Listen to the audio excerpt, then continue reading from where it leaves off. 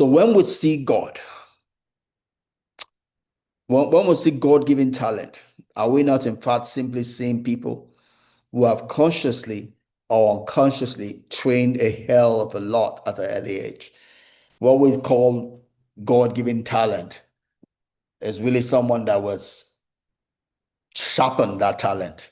The story is given of a farmer who someone saw the farm and appraised him for how neat, cultured, uh, and well landscaped his land was.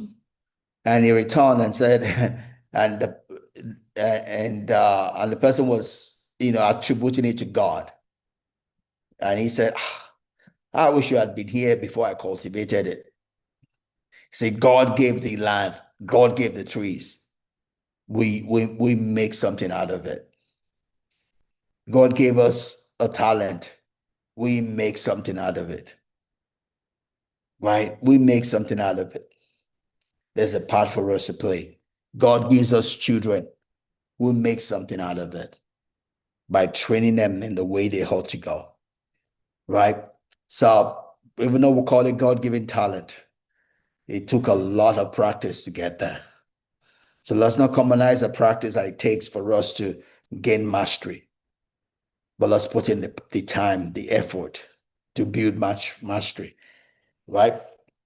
So self-training, the practice, self-training, the practice they do on their own is the most effective activity that improves performance in any field. So it's not just what you do in class. If you want to gain mastery and differentiate yourself from a crowd, you need to do a lot of practice on your own just to gain proficiency, right? Just to gain proficiency, just to gain fluency, right? So if you're going to gain mastery, you have to be devoted not just to what's in the class, but your ability to exercise, and exercise what you've been taught, even on your own, right? So self-mastery is the most mental demanding because you are the one dictating the pace for yourself, right? It's just like my exercises here, like I did one this morning, right? I'm the one in charge of it. I have no trainer. Not that's told a trainers didn't offer themselves, but I guess based on experience, I discovered that my consistency is determined by me doing it on my own, right? And I've succeeded so far, thus far. So high performance is first and foremost a choice that you make, right? Nobody's going to perform at a high level by chance. If you're going to perform at a high level, whatever area you find yourself, you have to make a choice that that is what you want to do. You want to perform at a high level, right? Because there's a price to pay for it. There's a lot of hours of practice. There's pushing past the difficulty, pressing past the difficult times, the dry times when it's like all that you're doing, there's no result, right? You have to pass that time when the results are not there to gain mastery, right? But if you don't make the choice yourself, you will give up, you will settle, right? So high performance is for those that don't settle, that keep pushing, keep practicing.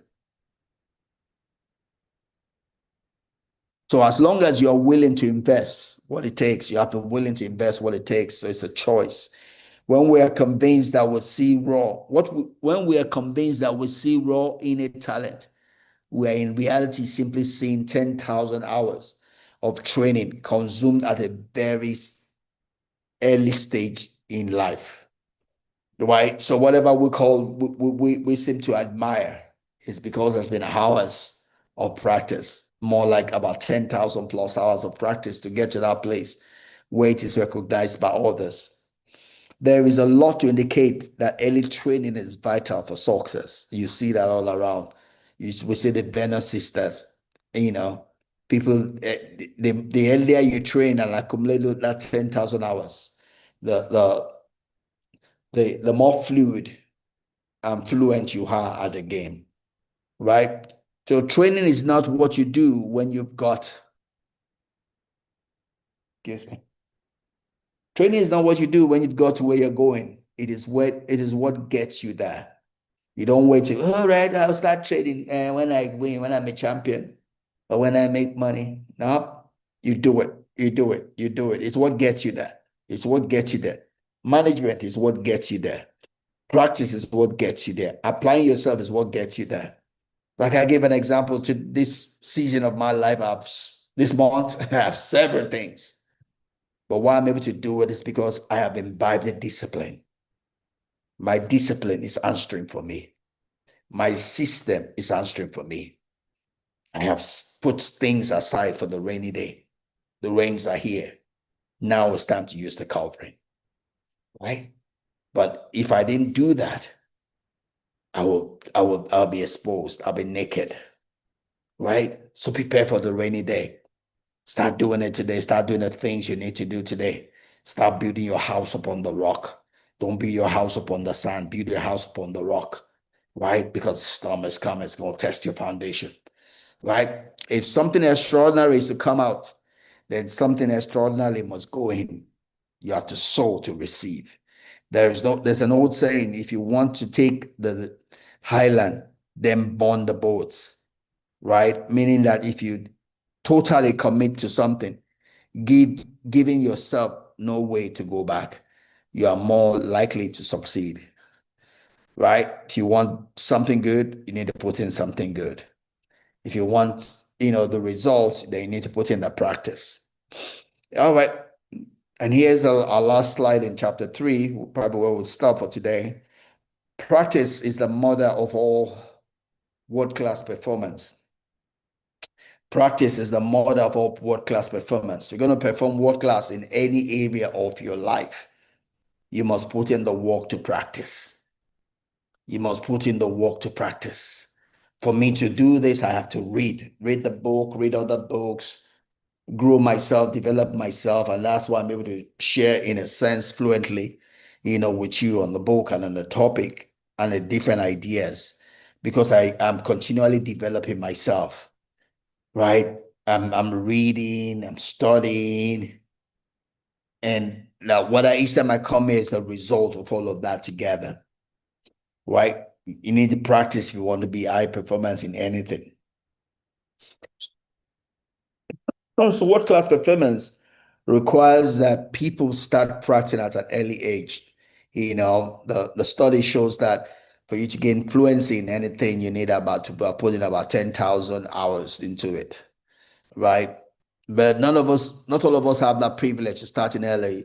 Not all of us have the privilege of having parents that would start us early.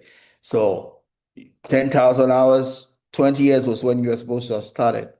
But the next best time to start is today, right now. So don't cry over spilled milk that it didn't start 20 years ago.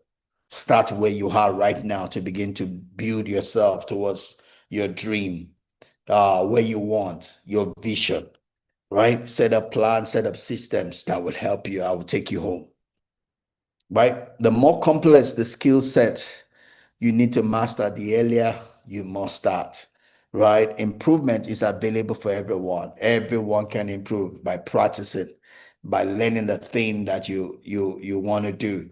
You're you're going to start, in a funny way. You do it badly at the beginning, but over time, the more you do it, you become better at it.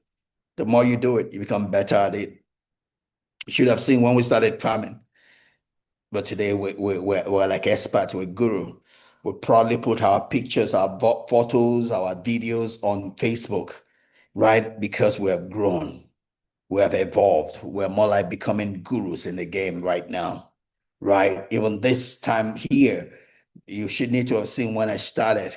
I used to have my voice everywhere, thinking that is my voice that would make it work, right?